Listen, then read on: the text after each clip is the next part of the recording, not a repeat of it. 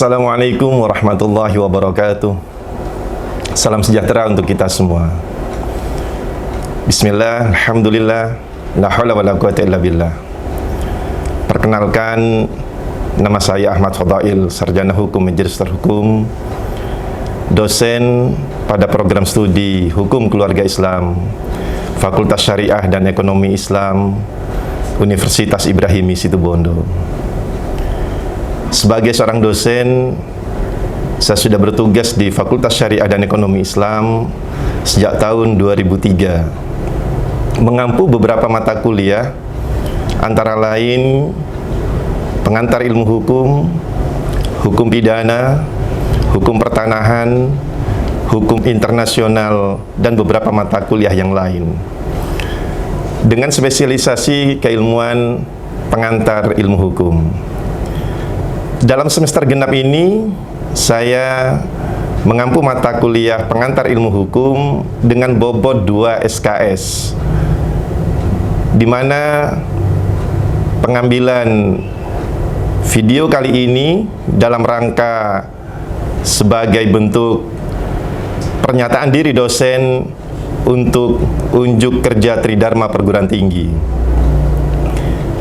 Sebagai pernyataan diri dosen, saya akan memulai dengan memberikan deskripsi berkaitan dengan mata kuliah pengantar ilmu hukum. Mata kuliah pengantar ilmu hukum ini merupakan mata kuliah dasar yang seharusnya diprogram oleh seluruh mahasiswa pada program studi Hukum Keluarga Islam. Karena sebelum mahasiswa memprogram mata studi rumpun ilmu hukum yang lain untuk pengertian dasar, ini harus sudah selesai di mata kuliah pengantar ilmu hukum.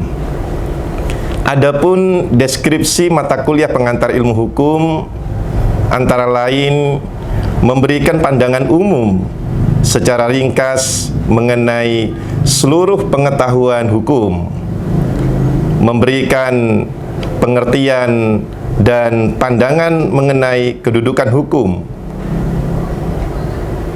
kedudukan ilmu hukum dengan ilmu yang lain, serta teori, konsep, dan pengembangan kekosongan hukum. Adapun metode yang akan kami gunakan yakni Delivery Interaction Assessment, berkaitan dengan bagaimana cara penyampaian, sebagaimana pengampu mata kuliah di beberapa program studi di Universitas Ibrahimi. Di dalam penyampaian kepada para mahasiswa, kami menyampaikan tidak hanya textbook, tetapi juga kami memberikan contoh kasus dari berbagai peristiwa yang berkembang di tengah-tengah masyarakat. Kita analisa bersama dengan para mahasiswa. Yang tidak kalah penting tentu adalah bagaimana membangun interaksi dengan mahasiswa. Peran dan kedudukan seorang dosen bukanlah sebagai sentral dari pembelajaran, tetapi mahasiswalah sebagai sentral dari pembelajaran. Sehingga di dalam setiap kali tatap muka, saya memberikan titik tekan, aksentuasi agar mahasiswa bisa lebih aktif untuk menyampaikan gagasan, menyampaikan pendapat, bertanya, dan menganalisa berkaitan dengan materi yang disampaikan. Adapun capaian mata kuliah yang diharapkan dari mata kuliah pengantar ilmu hukum ini, nantinya mahasiswa diharapkan dapat memahami pengertian sejarah, peran dan fungsi ilmu hukum, serta mahasiswa dapat memahami ruang lingkup ilmu hukum. Yang kedua, mahasiswa diharapkan memahami kedudukan ilmu hukum dengan ilmu sosial lainnya. Mahasiswa dapat memahami prinsip, unsur, ciri, dan fungsi hukum. Mahasiswa juga dapat memahami sumber hukum. Selain daripada itu, mahasiswa juga diharapkan dapat memahami penggolongan dan klasifikasi hukum. Mahasiswa dapat memahami konsep dan penafsiran hukum. Mahasiswa dapat memahami madhab-madhab ilmu hukum. Mahasiswa juga dapat memahami konsep ilmu hukum sebagai kaidah, dan mahasiswa memahami ilmu hukum sebagai satu kenyataan. Mata kuliah pengantar ilmu hukum ini dilangsungkan dalam 16 kali tatap muka dengan bobot 2 SKS, di mana dari 16 kali tatap muka di dalamnya juga ada ujian tengah semester dan ujian akhir semester. Tentu dari seluruh proses, mulai dari kontrak kuliah, kemudian penyampaian materi, sampai dengan ujian tengah semester dan ujian akhir semester, seluruh materi yang diberikan ini memiliki integrasi dan interkoneksi dengan nilai-nilai keislaman. Hal ini menjadi penting mengingat Universitas Ibrahimi merupakan universitas yang ada di pondok pesantren, sehingga nantinya diharapkan seluruh capaian materi yang diberikan ini bisa diintegrasikan dengan nilai-nilai keislaman. Adapun unsur-unsur penilaian yang akan diperhitungkan di dalam mengukur penilaian mahasiswa, asesmen terhadap mahasiswa, meliputi presensi kehadiran sebesar 20%, tugas sebesar 10%, kuis sebesar 10%, ujian tengah semester sebesar 20%, dan ujian akhir semester sebesar 40%. Keseluruhan menjadi 100%. Baiklah, untuk dapat memberikan gambaran yang lebih konkret berkaitan dengan penyampaian mata kuliah, maka setelah dari ruangan dosen ini, perkenankan saya mengajak untuk memasuki ruang kuliah.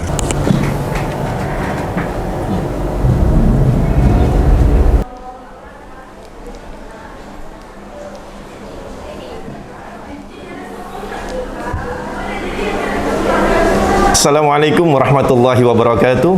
Waalaikumsalam warahmatullahi wabarakatuh. Bagaimana sahabat-sahabat sekalian kabar hari ini? Alhamdulillah, baik. Sebelum materi kita lanjutkan, mari kita awali terlebih dahulu pertemuan hari ini dengan berdoa. Mudah-mudahan Allah Subhanahu wa taala memberikan kemanfaatan bagi ilmu yang kita peroleh hari ini. Al-Fatihah.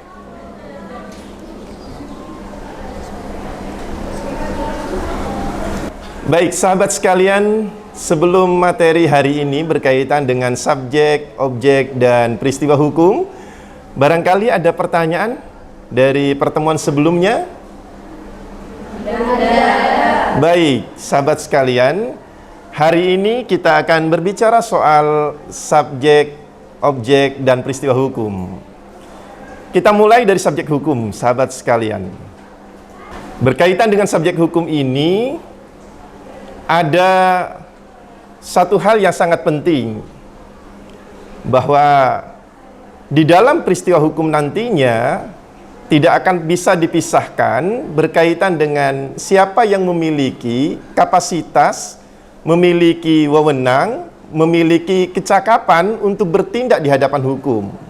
Nah, berkaitan dengan siapa yang kemudian memiliki kapasitas, kewenangan, dan kecakapan bertindak di hadapan hukum, maka sahabat sekalian penting untuk berbicara terlebih dahulu berkaitan dengan subjek hukum.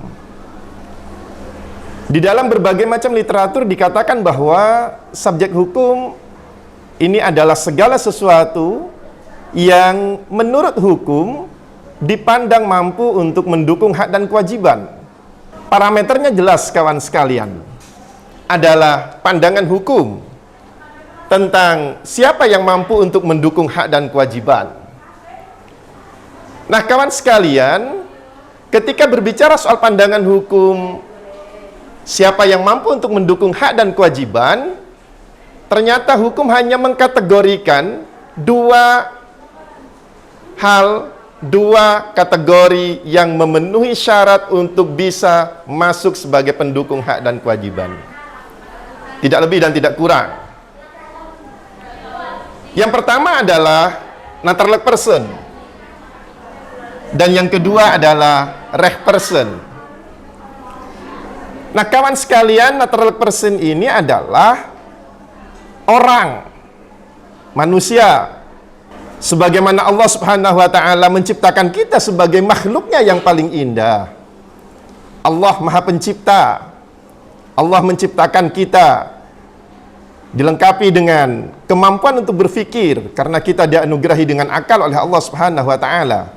Maka sahabat sekalian, sebagai manusia yang memiliki akal, kita memiliki keinginan, kita memiliki kehendak, kita memiliki cita-cita, sekaligus kita memiliki hawa nafsu.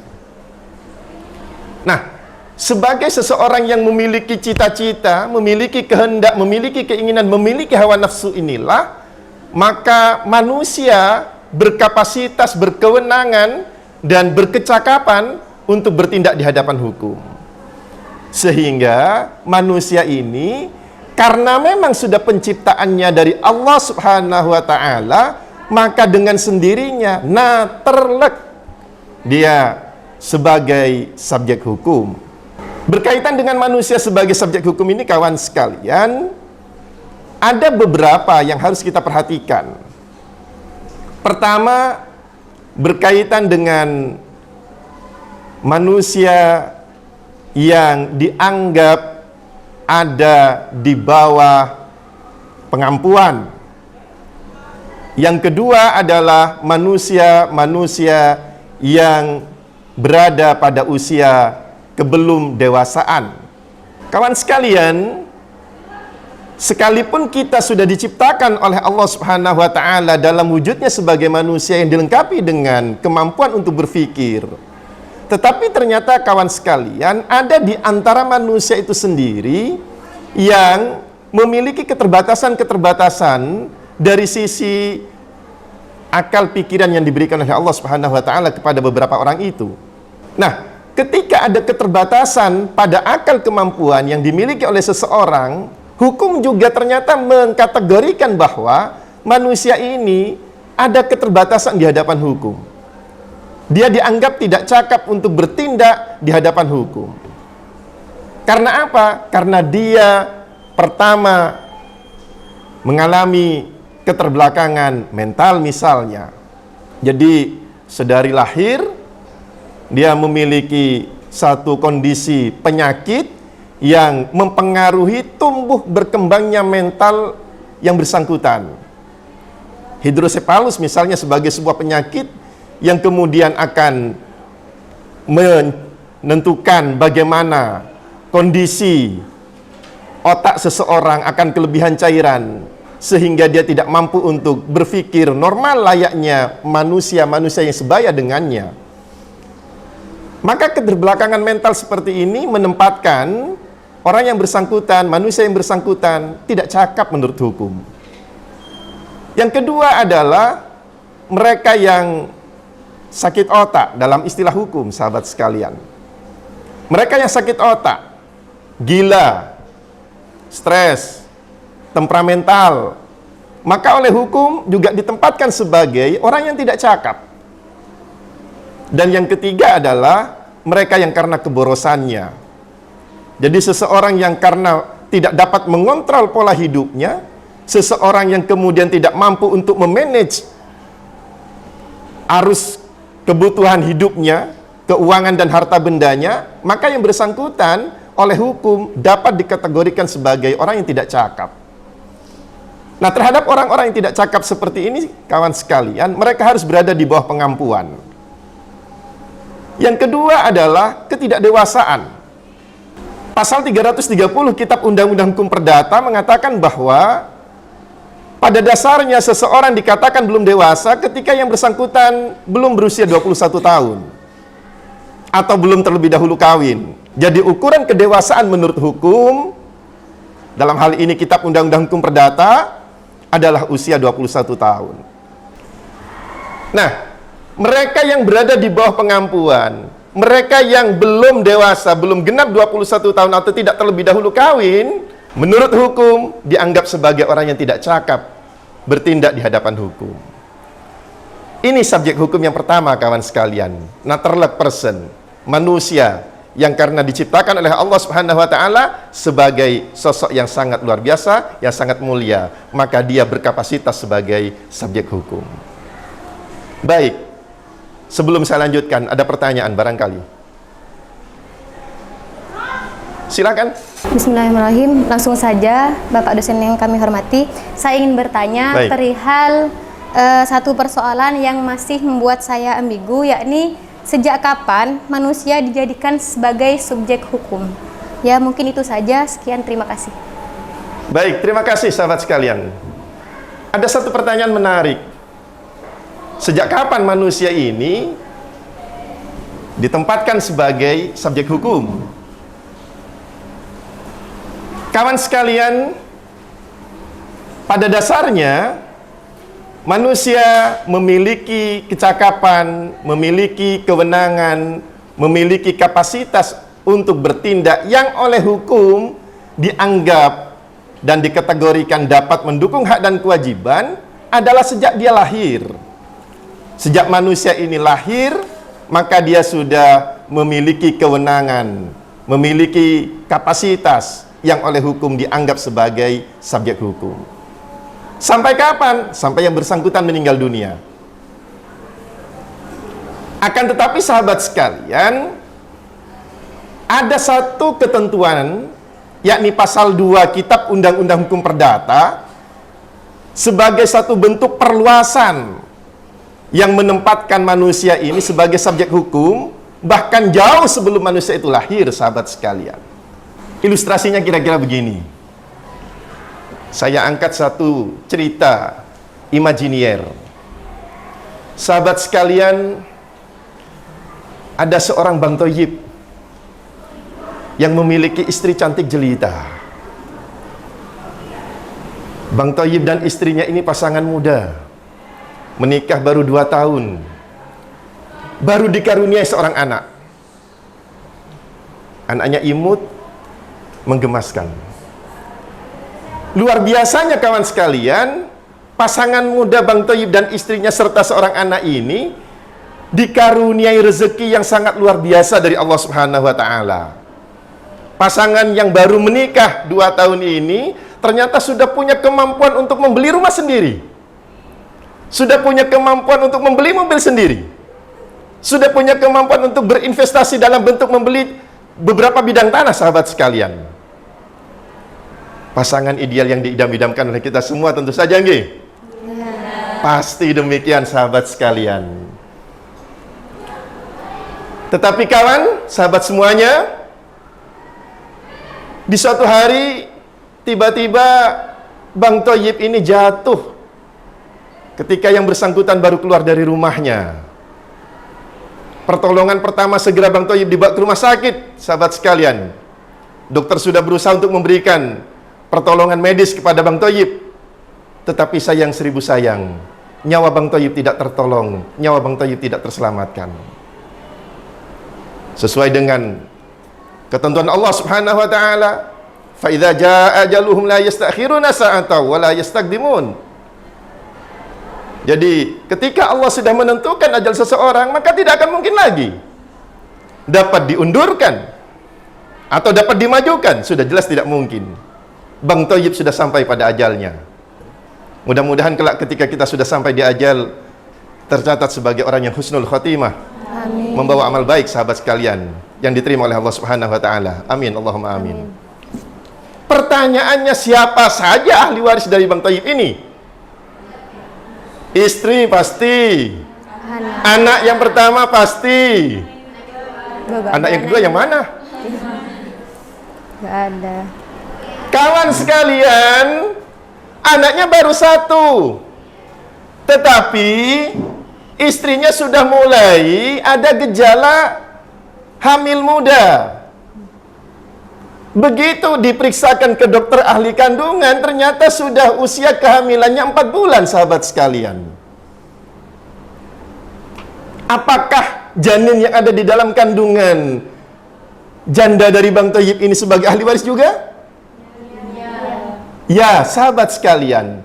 Berdasarkan pasal 2 Kitab Undang-Undang Hukum Perdata dinyatakan bahwa janin-janin yang ada di dalam kandungan seorang perempuan, janin-janin yang ada di dalam kandungan seorang istri yang sudah ditinggalkan oleh suaminya, demi dan dalam rangka kepentingan si janin itu sendiri, oleh hukum dianggap janin itu telah lahir, oleh hukum dianggap janin itu telah ada, maka pembagian waris dari harta warisan Bang Thayyib adalah si istri, si anak yang baru berusia 2 tahun, baru kemudian yang ketiga adalah calon anak yang hari ini masih ada di kandungan istri dalam usia kandungan 4 bulan.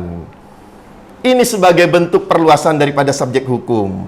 Ternyata subjek hukum dalam kacamata hukum perdata bukan hanya orang yang sudah dilahirkan ke dunia, tetapi orang yang masih ada di dalam kandungan, calon orang yang akan dilahirkan ke dunia demi dan dalam rangka kepentingannya, oleh hukum sudah dianggap telah lahir ke dunia, maka dia berkapasitas, memiliki kewenangan untuk mendukung hak dan kewajiban.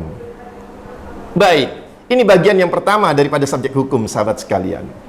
Bagian yang kedua, setelah naturlik person adalah reh person. Sahabat sekalian, bahwa ternyata salah satu juga kelebihan daripada manusia ini, dia memiliki cita-cita yang sangat tinggi. Akan tetapi kemampuan dirinya seringkali tidak sebanding dengan cita-citanya. Sahabat sekalian ingin kaya? Boleh. Berniaga? Boleh sebagai jalan untuk menuju kekayaan. Tetapi ketika perniagaan, ketika perdagangan secara tradisional ini tidak cukup untuk menopang kekayaan yang diinginkan oleh saudara, saudara tentu harus melebarkan sayap. Apa itu? Dengan merambah bisnis yang jauh lebih besar. Maka dibutuhkan perangkat-perangkat pendukung. Apa itu? Reh person, yakni badan-badan hukum. Badan-badan hukum ini diciptakan oleh manusia yang oleh hukum juga dianggap, dikategorikan dapat mendukung hak dan kewajiban. Sehingga badan-badan hukum ini kedudukannya sama seperti naturlik person, sahabat sekalian. Berkaitan dengan badan hukum ini, sahabat sekalian, ada beberapa teori yang penting untuk kita catat dan kita perhatikan bersama. Yang pertama adalah teori organ. Bahwa berdasarkan teori organ ini, satu badan hukum dikatakan sebagai subjek hukum manakala badan hukum ini memiliki organ, memiliki struktur, memiliki perangkat kepengurusan. Dalam contoh PT tadi, sahabat sekalian, misalnya, di situ harus ada komisaris, di situ harus ada jajaran direksi, di situ juga harus ada rapat umum pemegang saham. Maka ketika sudah ada organ, syarat pertama sudah terpenuhi. Syarat yang kedua adalah untuk dapat dikatakan sebagai badan hukum yang dapat mendukung hak dan kewajiban, adanya tujuan. Jadi badan hukum ini harus memiliki tujuan, sahabat sekalian. Badan hukum perseroan terbatas dengan badan hukum yayasan jelas tujuannya berbeda. Perseroan terbatas pasti tujuannya bagaimana bisa mendapatkan profit, mendapatkan keuntungan. Sementara badan hukum yayasan tujuannya adalah untuk sosial, untuk pendidikan, untuk dakwah, untuk kemaslahatan umat. Memiliki tujuan. Yang ketiga, memiliki harta kekayaan yang terpisah dengan harta kekayaan organ pengurusnya. Jadi, harta kekayaan badan hukum ini merupakan harta kekayaan itu sendiri yang tidak dapat dicampur baurkan dengan harta kekayaan milik pengurusnya. Dan yang terakhir adalah berkaitan dengan teori legalitas. Satu badan hukum baru bisa dikatakan ada kalau sudah mendapatkan pengakuan, mendapatkan pengesahan, mendapatkan legalitas dari negara. Nah, sahabat sekalian, ini subjek hukum yang kedua. Jadi selain natural person, selain manusia, juga ada reh person, yakni badan-badan hukum. Ini semua sebagai subjek hukum yang diakui keberadaannya di dalam tata hukum yang berlaku di negara kita. Baik, sampai di sini ada pertanyaan, sahabat sekalian. Silakan.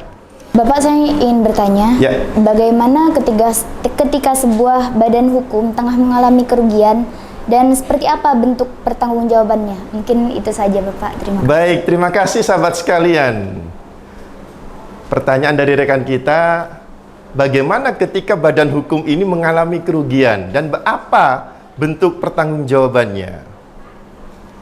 Tadi saya katakan sahabat sekalian bahwa badan hukum harus memiliki kekayaan, di mana kekayaan badan hukum harus terpisah dari kekayaan organ pengurusnya. Nah, kawan sekalian, pertanyaannya bagaimana kalau kemudian badan hukum ini mengalami kerugian?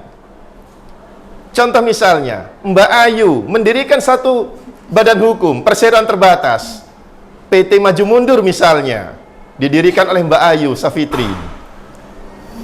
Di dalam pendirian awal PT Maju Mundur, Mbak Ayu Safitri sudah menyertakan modal sebesar 200 juta rupiah. PT Maju Mundur ini juga memiliki organ kepengurusan. Dalam perjalanan 1 tahun, tujuan yang diharapkan oleh Mbak Ayu Safitri untuk mendapatkan profit, untuk mendapatkan keuntungan, ternyata gagal total, sahabat sekalian. PT Maju Mundur justru mengalami kerugian. Ia memiliki hutang sampai dengan 1 miliar rupiah. Lalu siapa yang harus bertanggung jawab terhadap hutang PT Maju Mundur yang 1 miliar rupiah ini? Apakah Mbak Safitri sebagai pendiri? Apakah Dewan Komisaris? Atau Dewan Direksi? Sahabat sekalian, berkaitan dengan hal ini ada 2 hal yang harus kita perhatikan. Yang pertama, selama tata kelola badan hukum ini memenuhi prinsip-prinsip GCG, Good Corporate Governance, maka pertanggungjawaban hukum terhadap organ pengelolanya hanya sebatas pada apa yang diturut sertakan. Yang kedua, manakala ternyata badan hukum ini di dalam tata kelolanya oleh organ pengurusnya melanggar prinsip GCG itu tadi, sahabat sekalian, maka siapa organ pengurus ini, terutama yang tidak memenuhi prinsip-prinsip GCG, dia harus bertanggung jawab sampai dengan harta pribadinya. Kalau itu dilakukan secara kolektif kolegial, maka pertanggungjawaban sampai dengan harta pribadi dilakukan secara tanggung renteng, sahabat sekalian. Saya kira ini perkuliahan yang bisa kita lakukan dalam kesempatan hari ini. Boleh salah seorang di antara mahasiswi bisa menyimpulkan, sekaligus bisa menutup pertemuan kita hari ini dengan doa. Disilahkan. Baik, Assalamualaikum warahmatullahi ta'ala wabarakatuh. Waalaikumsalam warahmatullahi wabarakatuh. Ada beberapa kesimpulan yang bisa saya ambil dari penjelasan Bapak tadi, yaitu suatu hukum dapat berjalan apabila telah memenuhi terhadap 3 komponen. Yang pertama yaitu berupa subjek, kedua berupa objek, dan ketiga yaitu peristiwa hukum. Dari ketiga hal tadi merupakan komponen penting yang harus ada dalam satu hukum. Jadi apabila tidak ada, maka suatu hukum tersebut tidak akan berjalan. Yang pertama yaitu berupa subjek. Dari subjek ini yang dimaksud subjek di sini yaitu segala sesuatu yang menurut hukum mendukung terhadap hak dan kewajiban dan mampu menjalankannya. Baik, terima kasih sahabat sekalian. Untuk objek hukum dan peristiwa hukum kita lanjutkan dalam pertemuan yang akan datang. Demikian yang bisa saya sampaikan. Mohon maaf atas segala kekurangan. Assalamualaikum warahmatullahi wabarakatuh. Waalaikumsalam warahmatullahi wabarakatuh.